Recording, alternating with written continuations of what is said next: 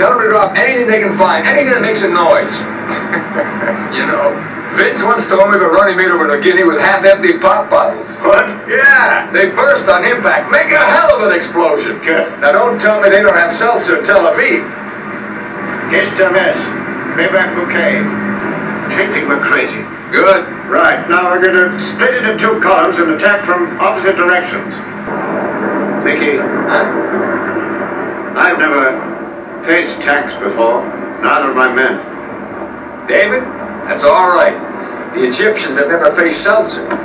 What's this for? A trick we learned from the Stukas in the underwar. It's like a whistle. It screams on the way down.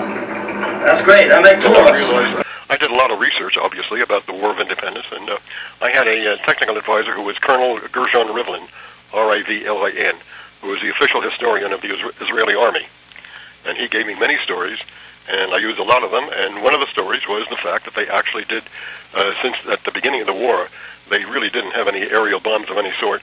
They had a minor air force of a couple of planes, and they did use seltzer bottles at one point because the Arab armies coming in didn't know what was going to hit them, and the seltzer bottle, when it hits the ground, makes a big splash, and that was the only weapon they had at that time. They told me about Gershon Rivlin told me that they put a piece of metal on the top and twisted it so that as it went down through the air, it made a whistle, and that sounded more like a bomb than if it didn't have it.